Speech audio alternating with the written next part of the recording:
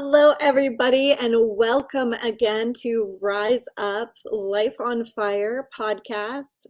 And tonight we have a very special guest who I got to meet a while back at a conference. And he is the founder and executive director of a 501c3 nonprofit organization called Heroes Comforts. And like so many of us, he came to this journey of serving others through his own battle with post-traumatic stress and the struggles of dealing with the system and how broken it is. So please welcome Mike Crowe to the show tonight. Hello. Hello. How are you doing? Well, I'm doing pretty well here in Central Iowa. It's a beautiful day, so. We have a bunch of your friends, it looks like. So we've got Cool. Deborah Jones. Pay attention and take notes. Figured out how to comment. Billy, your wife. Yeah. And I believe Lori or Laurie. Lori. Or Larry, excuse me. Larry. Sorry, Larry. I was like, L-A-R-I. I've never seen that before. I'm sorry. She's our chairperson for our board. Perfect. Beautiful. Yeah. So your crew is here too. Awesome. So they'll help keep you on track. Yeah, there you go. Makes me a little bit more nervous. Oh, no reason to be nervous. We're totally casual, totally conversation, and our folks that are watching are amazing, and they're just like you and me. Okay.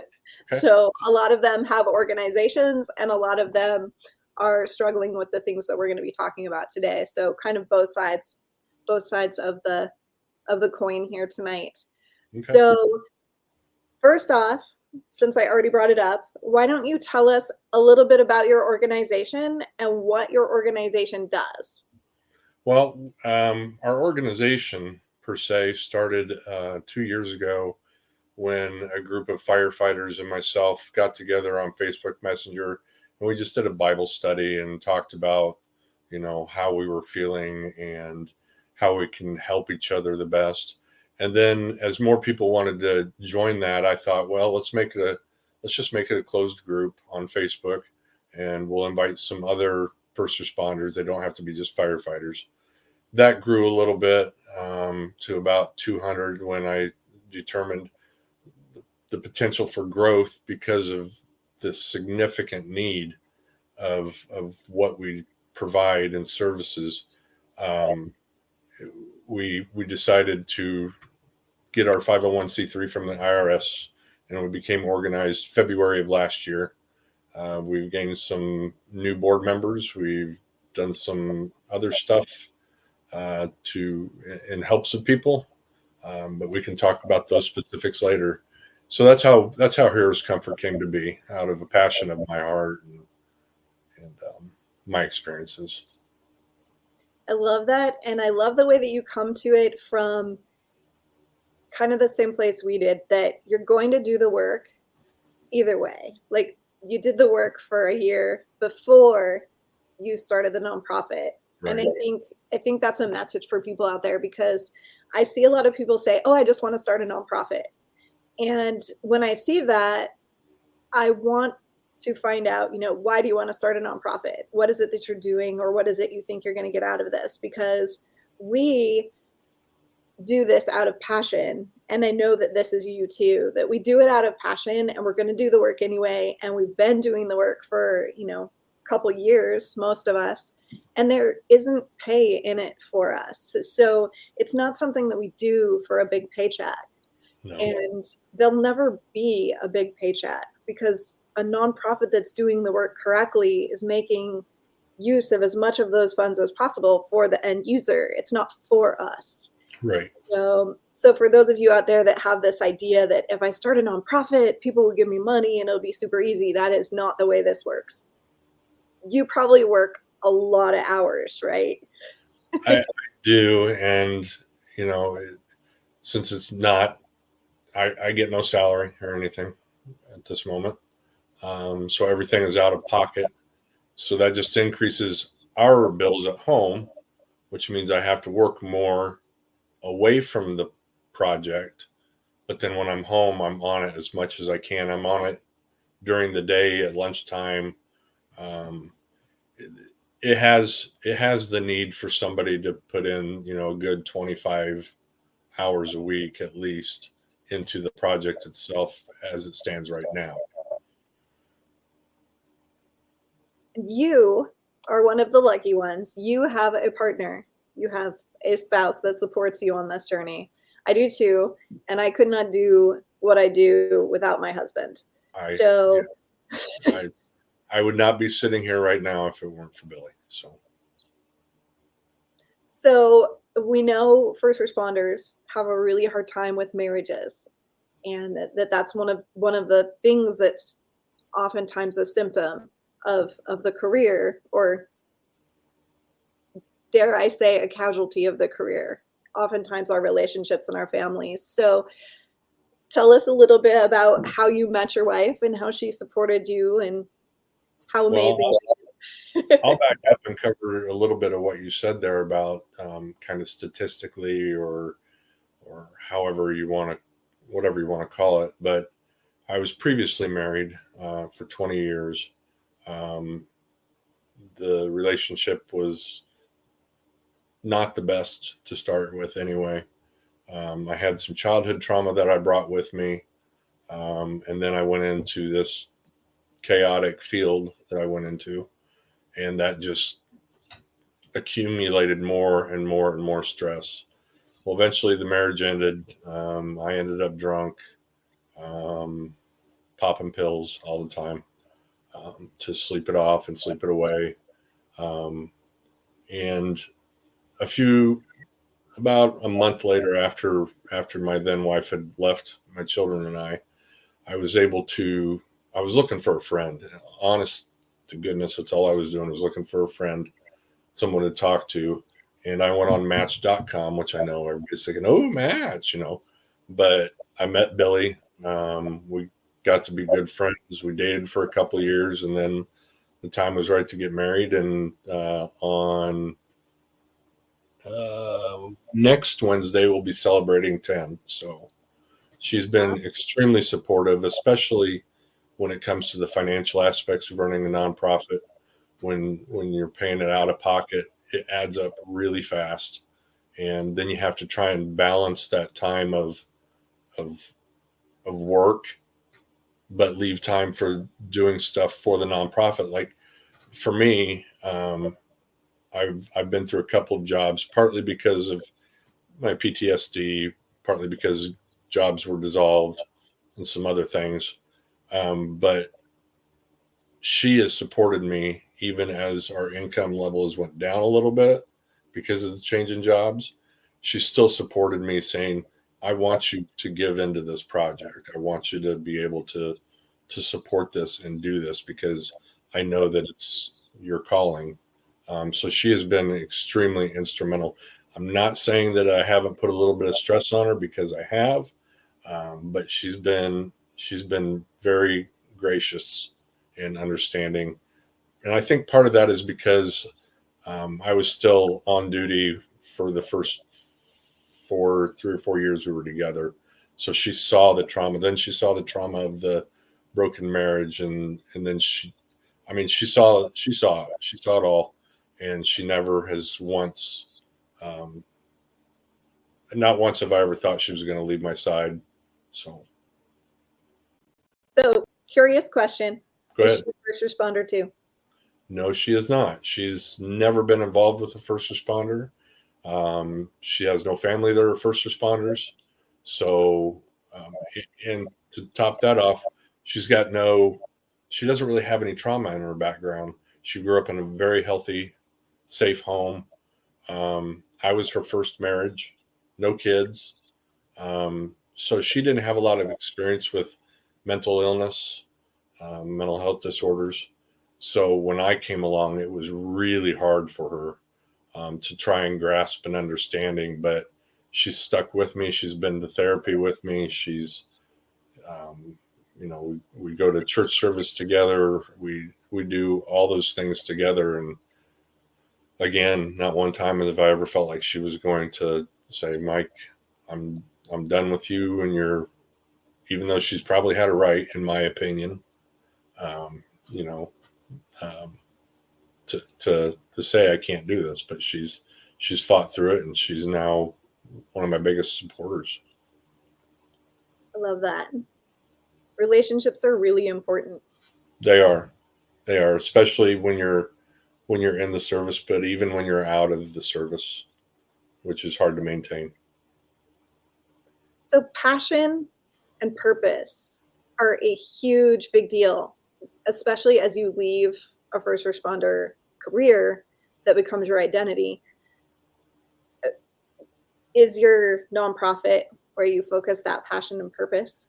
It is now. For the first 3 or 4 years after I was let go, I was ultimately retired, but I was let go at first. Um, that the passion to serve in that capacity was gone.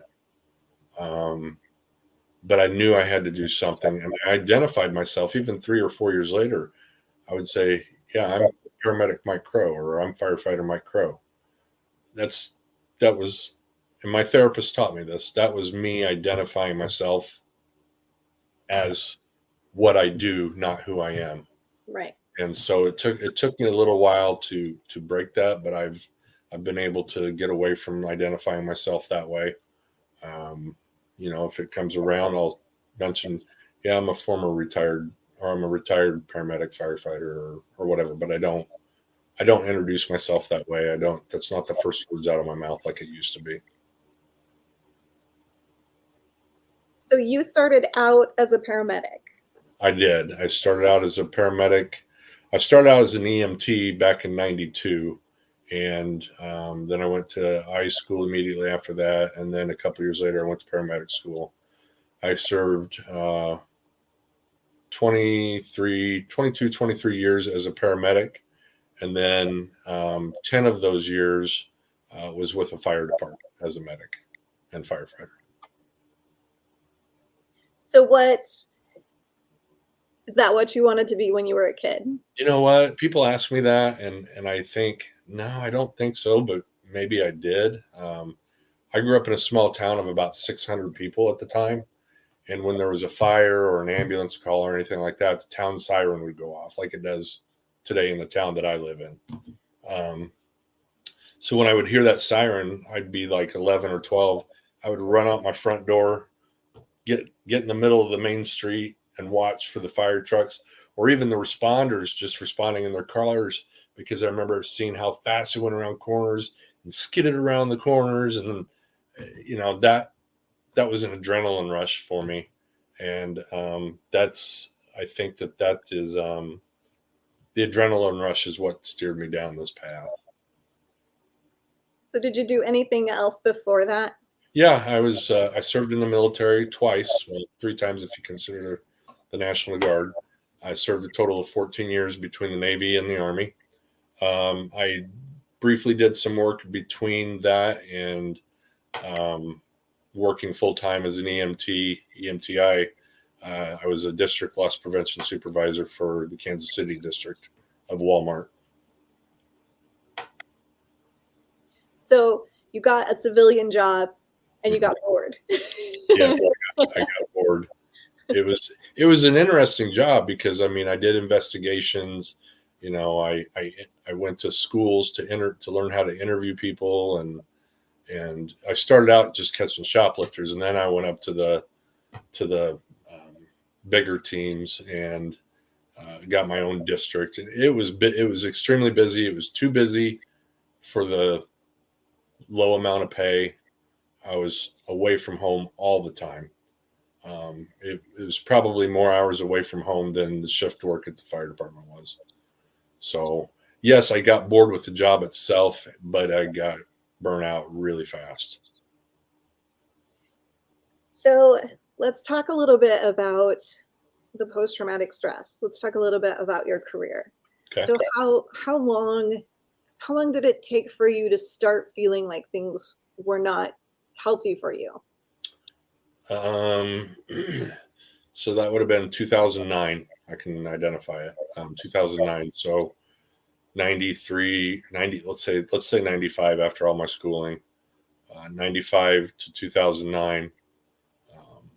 What is that? 14 years. And then I worked for an additional 4 years after that.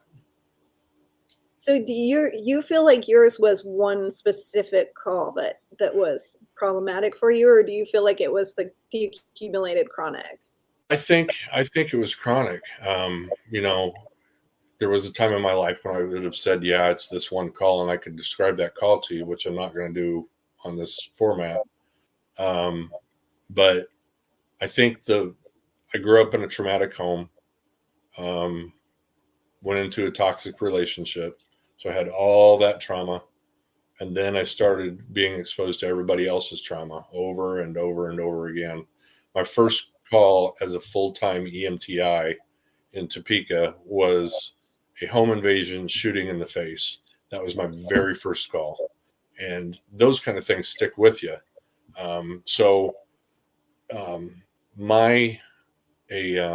An artist friend of mine who's on a lot of these first responder websites, his name is Rob Leathan. I don't know if you've noticed him. He does a lot of artwork.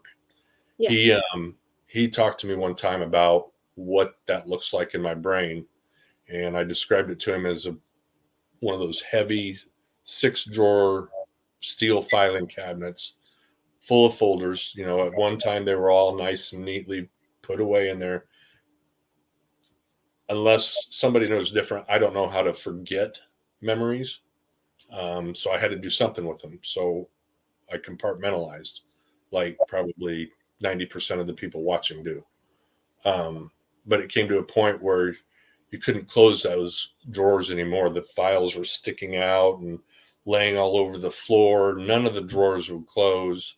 There was smoke coming off the top of it.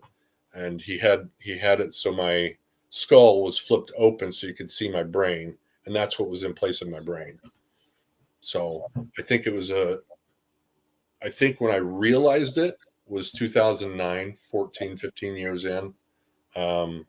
But then when I actually did something about it was quite a bit later. And you and I had a wonderful conversation about the systems, because one of my focuses is really getting to the bottom of the systems and how can we solve this problem from the beginning before it happens, instead of waiting until the end when everybody is trying to recover from PTSD. And so you had a really, I hate to say typical, but it really is typical. You had a really tumultuous process. Once you realized that you needed help, how did that go for you? It went terrible. When I realized I needed help was after that specific call that I referred to in 2009. I can name the child that was involved. I can tell you everything about that day. We ran with, at the time, 6-person crews, and we ran EMS as well as fire. And at the time, those that were working as the paramedic of the day were also the person to take the nozzle in on a fire. So you kind of played dual roles. Well, the call came in, and I'm not going to get graphic, but the call came in as a child burnt on a stove. I'm thinking little Johnny or Susie put their hand up on the stove and got burnt. As we were getting ready to pull out of the garage, dispatch came back and said it was a child burning on a stove. So we all went to the fire trucks, and the child was pronounced dead by 2 other firefighters. One had been a paramedic for almost 30 years. One was fresh out of school, so he had all the book intelligence. And they declared him dead. And my chief at the time wanted me to go in and pronounce the child again. And I knew that just on the circumstances, that's not something that needed to be done. But I was later told I was told to do it to toughen me up. I went to some of my fellow firefighters. I went to the union president at the time, told them I needed help. Of course, they listened the best they could. They sent me on to my captain. My captain just was ready to send me on to the chief. And the chief allowed me. We had a new chief at that time, and I kind of explained to him what was going on. It was a very short time frame between that incident and the new chief. So it took me a little bit of time to gain up the courage to come forward, first of all. I would say probably about 6 months. But when I finally did come forward, it was, well, why don't you take some time off? Use your vacation, use your comp time, use your PTO time, use your sick time, whatever you got to do, and see if you can get yourself right. And it's like, okay, I mean, that's what I'll do. Went to a couple of therapists, did not mesh with them because they weren't trauma informed. So they not because they didn't care. I want to make that clear. It's just because they didn't have the training and the knowledge that certain therapists do. So I burned up all that time. I still wasn't right. I was still drinking. I'm still sleeping as much as I could. My relationship with my kids had suffered. So I went back and I told the chief when my time was all burnt up, I said, I need help. I need some help. I did not get offered an EAP program. I didn't get offered any help at all other than to be put on FMLA. So I burnt up my FMLA, still trying to find the right therapist.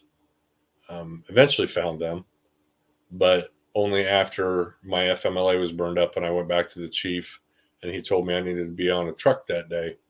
And I said, Chief, I'm not ready. And his response was, well, you either need to pull your bootstraps up, do the job, or find a different one. So I knew I wasn't going to do any good for anybody because that 2009 call wasn't my last call. I had more traumatic calls after that. My final call was a very traumatic call as well. And that was it. I said, I'm done. I can't do this anymore. And I went and told him, I said, I need some help. That's what he told me. And unfortunately, I had to put in my resignation. My retirement paperwork was already in, but it hadn't come back yet. So the assistance I got, albeit from the firefighters, and I'll even give the captain a little bit of credit, they were concerned and cared. But looking back, I think it was more of a care. Can he do the job? Can he have my back? Those kind of things. But the assistance I got from the system that I worked in and the system in Iowa did not help. No. And you brought up a really good point that is not known by a lot of people. Therapists are not all created equal. Right. And just because someone is a licensed therapist, I love therapists. And I'm never going to say anything bad about therapists. They always get a little like bristly when I start saying this. But to handle trauma and to handle specific types of trauma takes a lot of additional education. And it's not part of the standard therapist education. It's stuff you've got to go do additionally. It took me 2 years to find a degree that even had a military trauma aspect to it. And I'm one of 3 people in the program. So trauma is it's a very niche thing. It's something that most people don't have experience with. And your therapist has to be able to understand what's happening with you. They have to understand what's happening with your brain and with your body and your nervous system and your emotions. And they also have to be able to handle the experiences that you're going to talk about. So do your due diligence when you call to make an appointment. Ask the question. Ask if the therapist is experienced with first responders. Ask if the therapist is trauma specialized, because those things will make the difference. Some of my clients have come to me and said, I went to a therapist years ago, and it was the one time I went. And when I told my story, when I said what was bothering me, my therapist cried. Or my therapist said, how could you? Or something like that. And those things are life-changing for you guys. Like that's I'm never going to go to therapy again. Yeah. So we have to make sure that your first experience is at least as safe as possible. Yeah. My first few experiences were, I mean, none of them cried or anything like that. One of them did the obligatory, so tell me about your worst call. Well, I know she meant well. I know she did, but she was not culturally, I'm not going to use that word because that might offend somebody. She wasn't trained in trauma, and the other two were not either. So it was, it was like, well, have you tried this, or let's put you on these medicines, or it wasn't getting down to the root of my problems, and it wasn't addressing, how I was identifying myself, and that was pretty bad. Yeah. So your organization, you actually have you do referrals through, Yes. and you have vetted the people that you send people to. I have assisted in vetting. I'm not going to take all the credit in that. Molly Jones, who's an advisor to our board, she's with the International Association of Firefighters Behavioral Center of Excellence. She's their care coordinator. She has went through and vetted about 2,500 different therapists around the country. She shares those lists with me, and then I proceed to call them and talk to them a little bit more.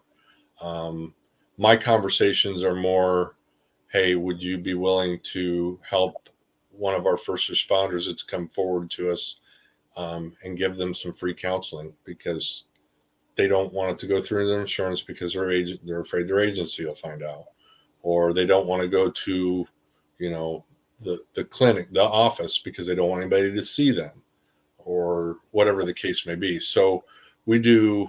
That's the one thing that I'm most proud of that we do is referral and resources. That's our main mission. We have therapists in, I think it's 7 different states right now, with the goal of being in all 50 states. But we have, I mean, if you name it, we've probably done it or are trying to do it, as far as what a peer support group does, or a referral program. I don't even know what you'd call us, really. You're the buddy system. Okay, we're a buddy system. You're the person that's there to fill in the gaps. Right. That's it, and that's right. I would agree with that. That is what we are trying to do, because we know that there's a significant gap between being at the agency or department or wherever and being in the real safe place that you need to be. So we try to bridge that gap. And, most of all of our therapists have either, um, one of them should be watching. Her name is Debbie. She is a therapist of 13 years, firefighter of 25.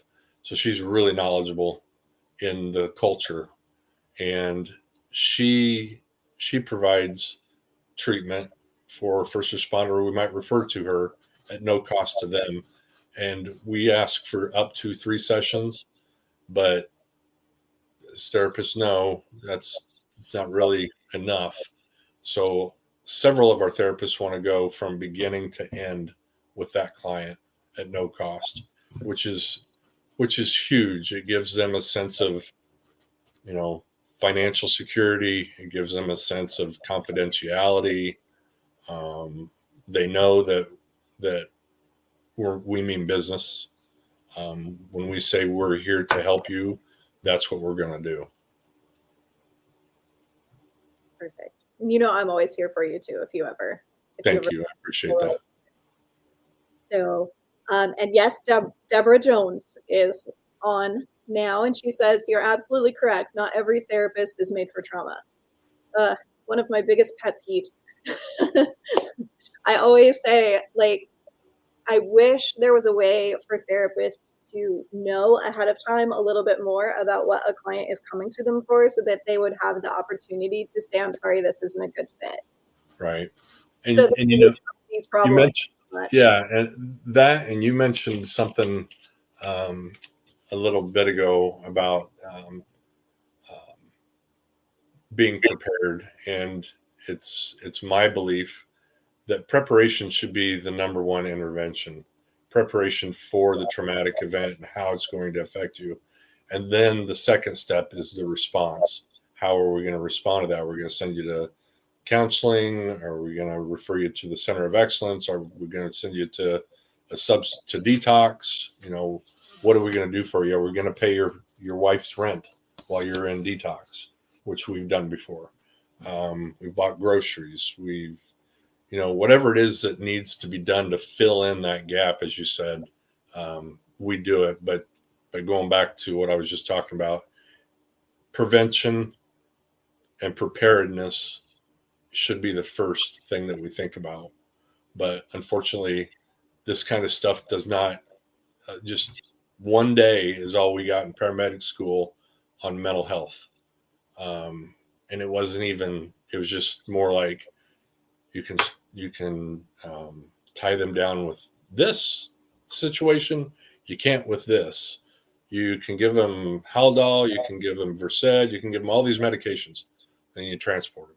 That's all that, it was. And I've learned that, at least in Iowa, there is a push to start training peer support in the academies, but the fire service, there is nothing like that. They have a peer support program that they tried to push out in 2015. It's still in existence, but they're in need of help now, continuing it. So I think if they would get that in the police academies, the correctional training, nursing school, whatever, I think that would be beneficial in preparing for that traumatic experience, because everyone's going to have it. That is my mission. Absolutely. The thesis that I'm working on right now literally has a full framework for pre-hire, at hire, for resiliency training, ongoing throughout the entire career, and then retirement prep and post-retire. Oh, that's awesome. It really has, and it's a modular system that's easy to teach, easy to train. Organizations can pick it up very easily, low cost. It incorporates the use of coaches and consultants in the early phases, so you're not relying on therapists when they don't have enough therapists to go around. So you're not stressing out an already overstressed system. It literally is, it's completely financially and, well, real world. It's real world applicable, and it's something that we can absolutely do. This isn't something that we can't fix. And it just takes a little common sense, a little logic, and a little, like you say, a little preparedness. We know these things. We know what works already. We just have to look at things from different angles, because we might not have scientific research on what happens with firefighters when we apply the trauma tools, or what happens with police when we apply trauma tools. But we've been studying scientifically, we've been studying trauma for many, many years. We know what happens in the nervous system. We know what happens in the brain. We've seen the brain imaging. We know the tools. We know the answers. We're just not putting all the pieces in the puzzle together. So that is actually going to be published soon. And along with it is a research proposal to apply the program to some of my local organizations. So if I can get funding to start that, we will have our first longitudinal study going by the beginning of next year, if all goes well. Awesome. And like you mentioned, we have the scientific research, and like you said, we know that the brain physically changes with trauma. It's not just an emotion. I mean, there's release of the cortisol that makes part of the brain bigger and another part of the brain smaller, and it's we have all that knowledge, but my question is, how do we pass that knowledge on to the officials and the administration that's making those decisions on what to do with this police officer, firefighter, nurse, whatever? We show up. We go to the meetings. Even if you're That's not where it starts. That's what I've been doing. It's literally start in your local city, go to all of their planning meetings, get connected with your local leaders, and then move up from there. It really is about being seen. It's about being heard. It's about getting in front of the right people. And when you say the right things in front of the right people, you start to get noticed. things get done. I've noticed that the agency that I came from, they have just started implementing a peer support program. They have another psychologist working with them on the implementation of that. And boy, I just lost my train of thought. Sorry. No worries. Anyway, isn't it amazing that not every organization even has peer support in place yet? it is, especially when I look at fire departments. You know, Molly and her crew came to the state of Iowa to teach anybody that wanted to come and learn how to build a peer support program and what it was about. And I think she had four agencies represented out of the whole state.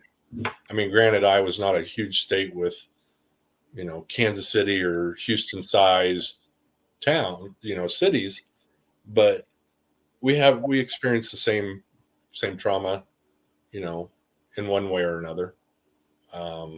So I find that interesting that you just attend the meetings. I hadn't thought about that. So I might have to talk to you a little bit more about that at some time. Absolutely. I know everybody in nonprofits. I've noticed there's two sides. There are the nonprofits, well, like us, who are aware that we can't do this alone, that it literally is going to take a tidal wave to make the changes that we want, and that if we all stand side by side, we can actually push some stuff. We can actually make some shit happen. And if we all try to do this alone and be all competitive because there's only so much money to go around or so much attention or whatever it is that makes people super competitive in this world, it's just not like that. There's so much, there really is funding, there really is opportunity, there's enough for all of us. And if we stand together and if we speak in one voice and we get all on the same page, we're going to be heard and we're going to make these changes. We actually can transform the world if we stand together. But if we don't. Right.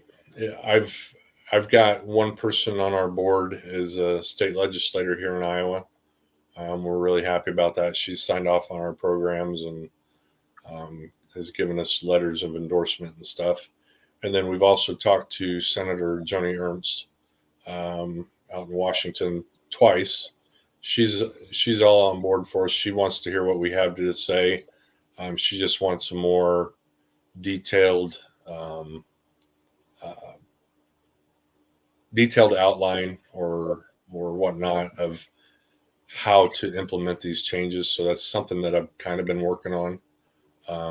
But with everything else I'm trying to do, that's not taking priority, unfortunately, and I don't want it to be that way. So I've challenged my board members to, you know, step up and do some committees and make contacts with people in local organizations and things like that to try and initiate that change at that level. See, you're already on the path. You've got it. You know what you're doing. Not really. I'm just flying by the seat, but it's working out. I mean, maybe I do know what I'm doing, but this is absolutely not what I envisioned myself doing 10 years ago. No, me neither. No, I had no idea what I knew I was doing trauma. I had no idea where it was going to go. These things take on a life of their own. The need speaks for itself. As people come to you and as you meet new new people and you talk about the organizations and you talk about their experiences and you just listen, you see the patterns. The patterns are there. We know what's going wrong.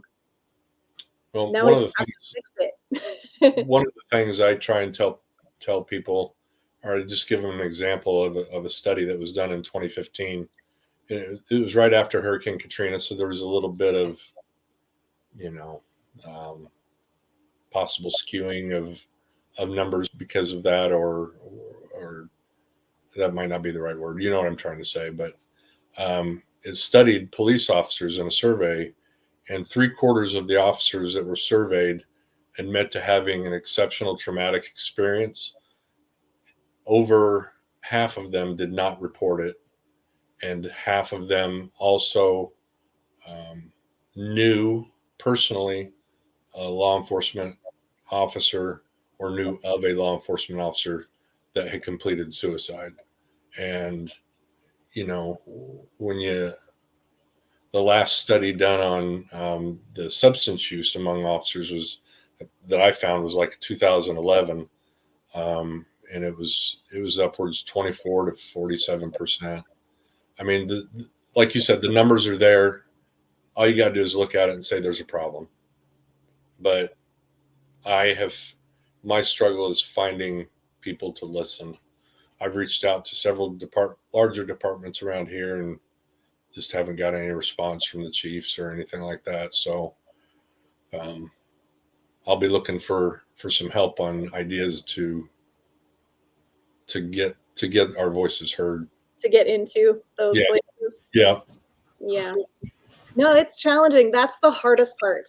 Those are the leaders of departments, the leaders of hospitals, the leaders of firehouses. Like, those are the hardest people to get, because city administrators understand that there's a problem and something needs to be done.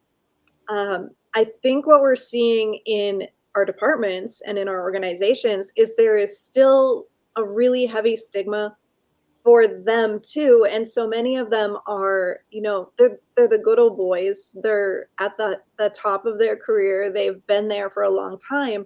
So the way things used to be is the way they kind of have it in their head that it should be forever. We're not.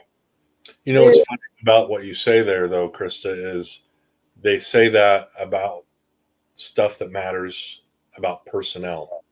When it comes to technology and equipment, there's, you know, they'll apply for grants for millions of dollars for the latest and greatest of everything. The new toy. When it comes to spending money on the personnel, that's not in the budget. So we're going to stay away from that one a little bit.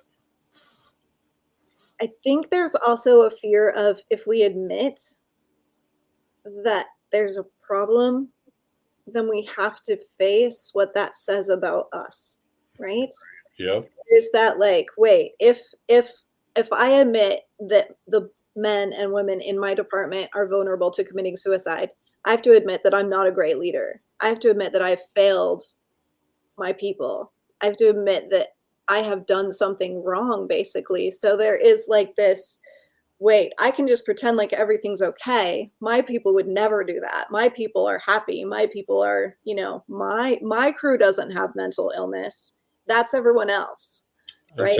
Until their firefighter in Boise, Idaho goes into the station on duty and hangs himself in front of everybody, or the police officer on lunch break in Kansas City drives over the border to Overland Park, Kansas, and uses his service weapon to take his life.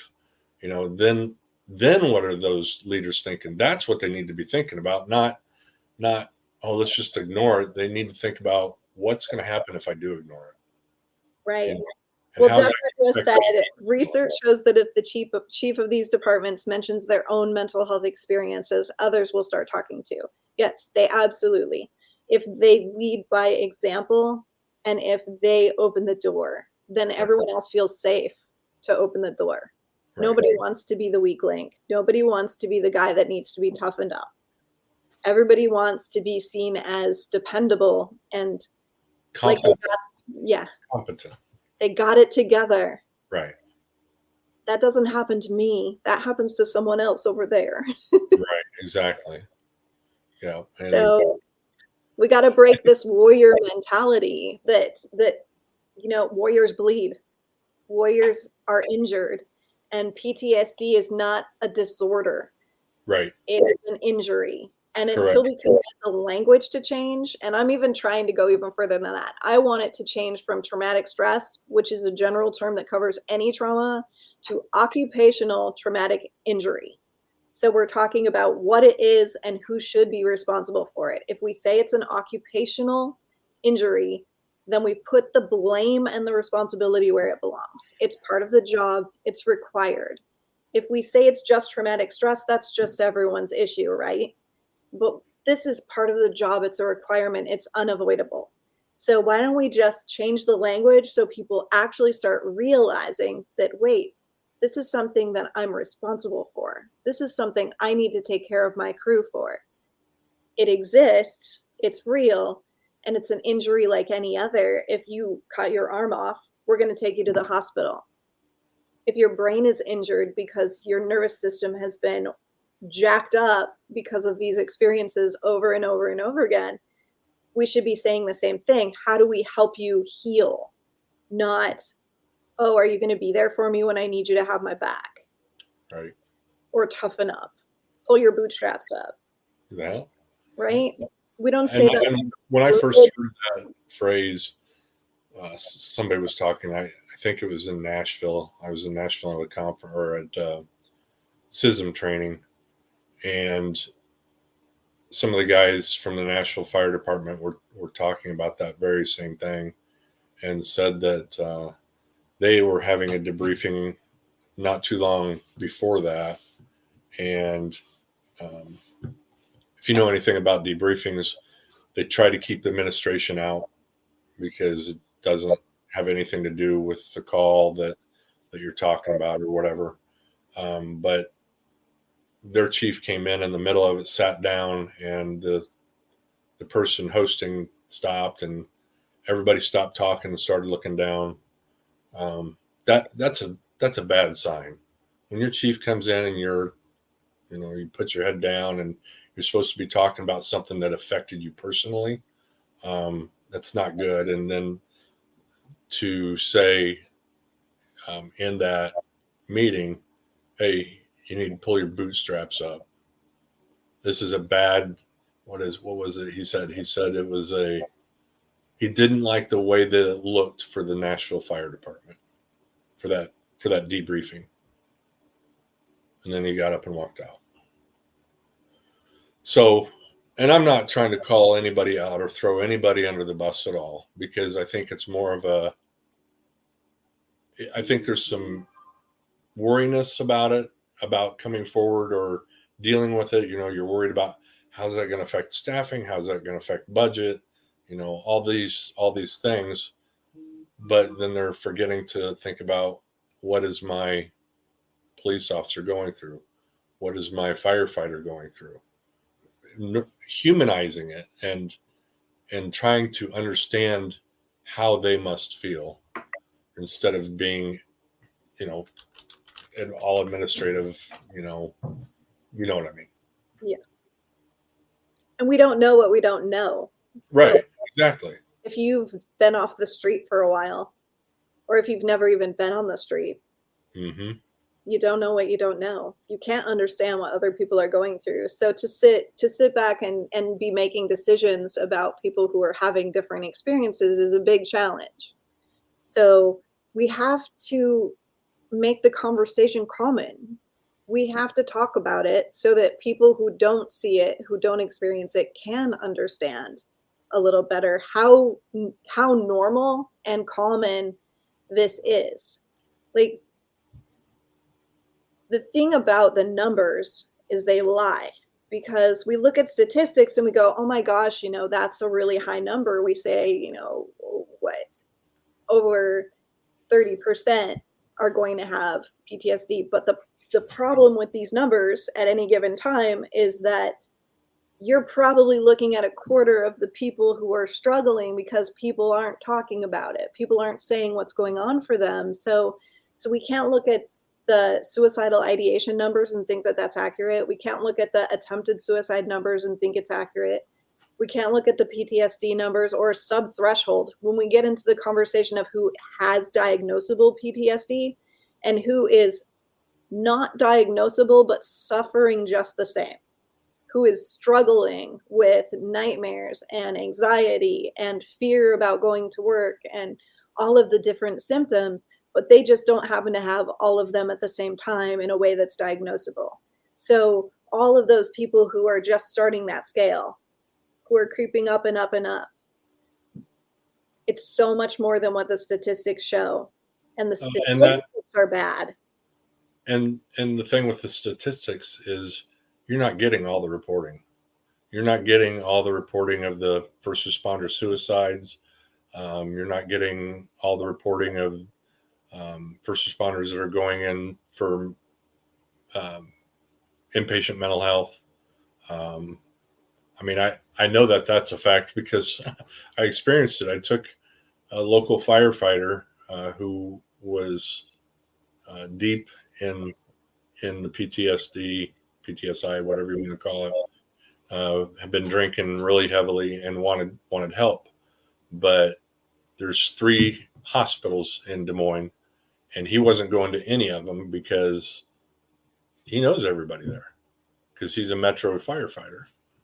And so I took him 90 miles to University Hospital and waited around on him, and anyways got him in someplace. But those numbers don't get reported because nobody knows about them.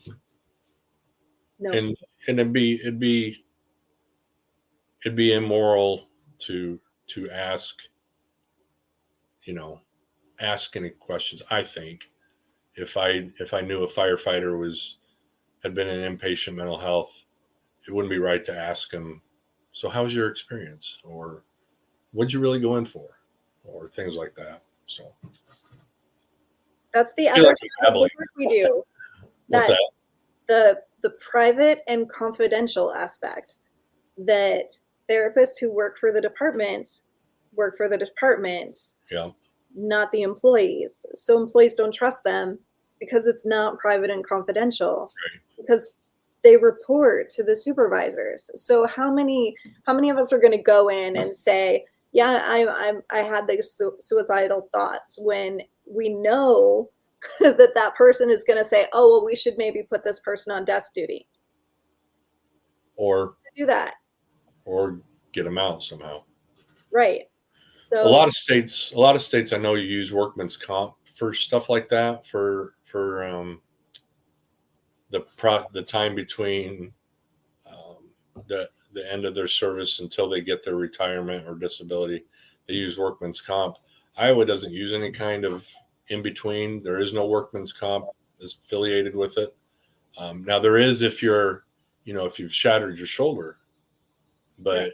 If it's a mental health issue, there's no workman's comp involved. So it's just, there's so many people falling through the cracks because and I don't think there would be any good way to report all that. No.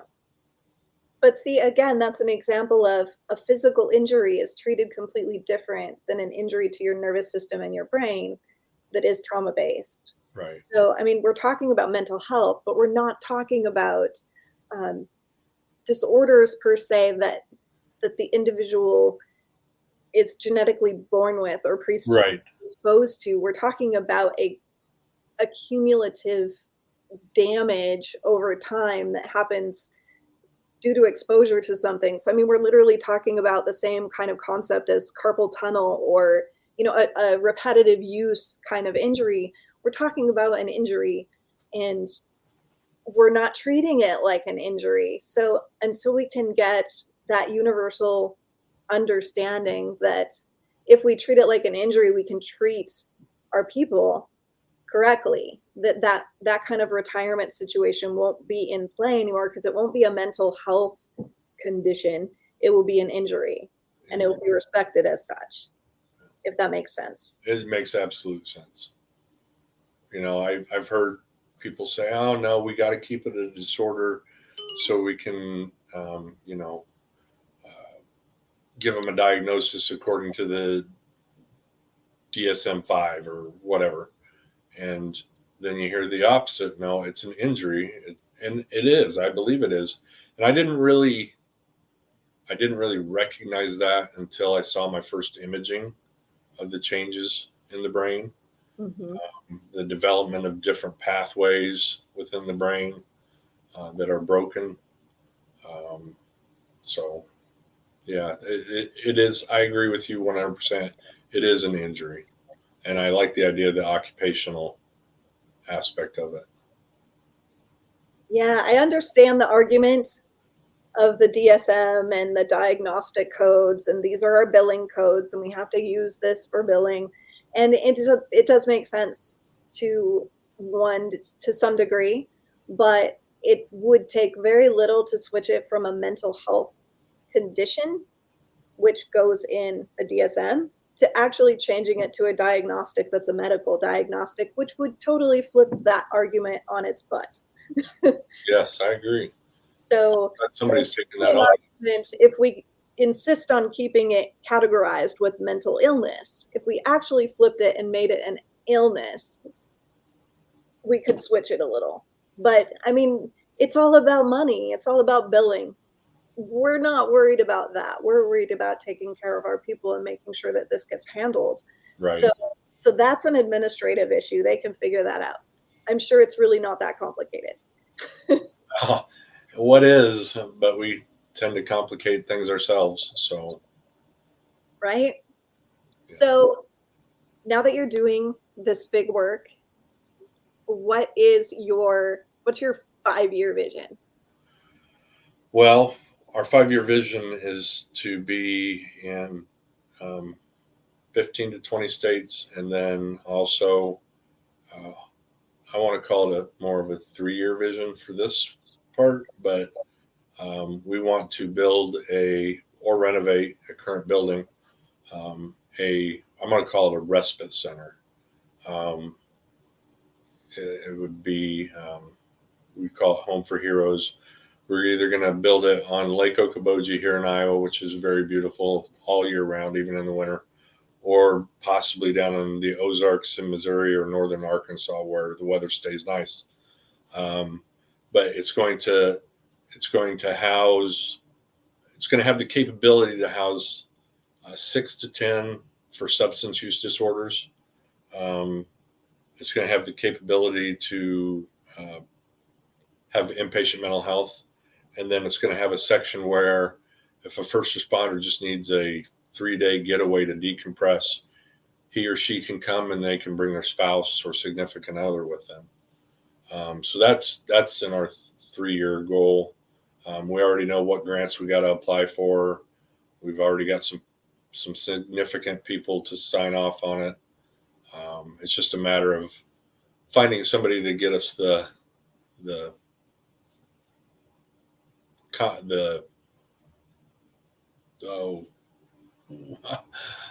plans, the design, contractors.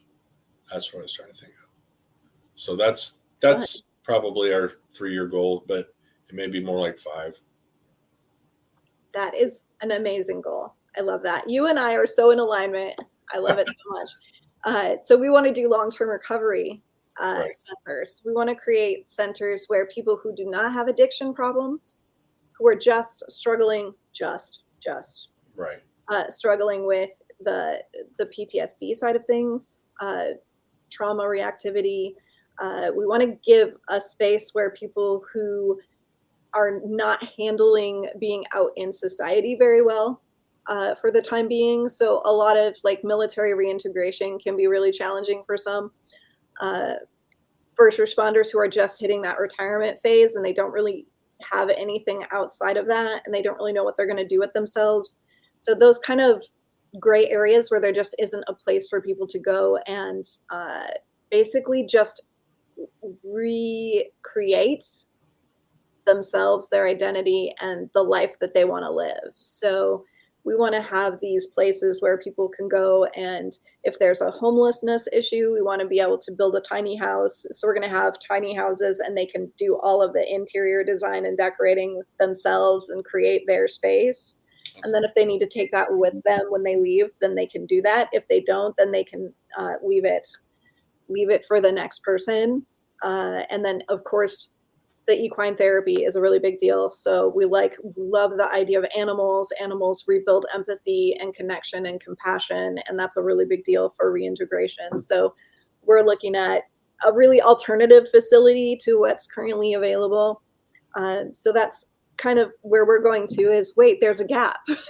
Yeah. Let's create this facility that's for the people that can't go to these other facilities because they don't fit. And one of the thoughts that Larry had was, if we did this center someplace warmer like Arkansas or something, she would like to implement equine therapy. We don't want to take anybody's idea and reinvent the wheel. We may want to change up some things. We want to be different, not for any kind of pride issue, but just because if this has already been done Right. several times and we need more of it but tweaked a little bit, that's what we want to do.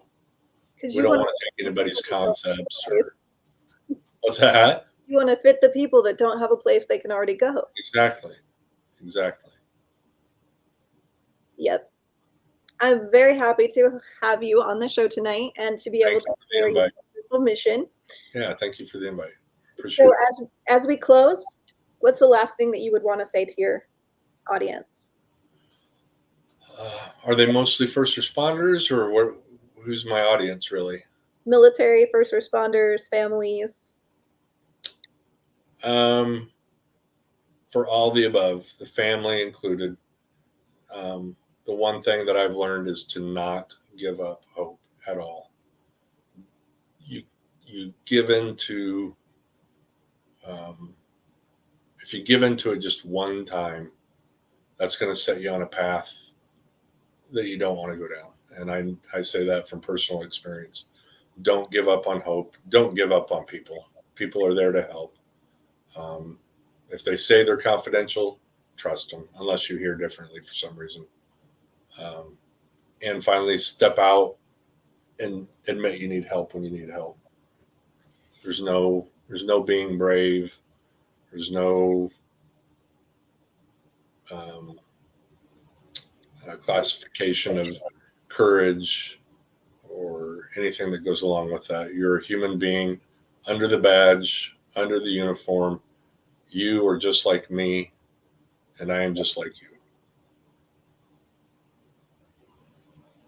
Perfect. Thank you so much for being here with us this evening. Thank you, Krista. So thank you guys so much for being here. Don't forget that if you like the show or if you love our cause at Battle to Be and you would like to leave a donation, you can do that underneath the support this podcast button or go to battletobe.org and you can see it right down there, battle2be.org. And if you are looking for Mike, you can find him at Heroes Comforts. And we will put his link when we post this on Anchor. We will put his link underneath so you can find him easily. And help us get the word out. Help us change the message. Help us shatter the stigma. We can't do this alone. If we all stand up together, we create a tidal wave of change and we literally can transform the world. So one suicide is too many. Let's get ahead of PTSD. Let's start talking about it as what it is. And let's make the world a better and brighter place where our frontline and first responders can have the careers that they dreamed of, can maintain the families that they deserve, and can have the futures that we all want to have. So we owe them better. They deserve more. So Krista Fee, Battle to Be, signing out.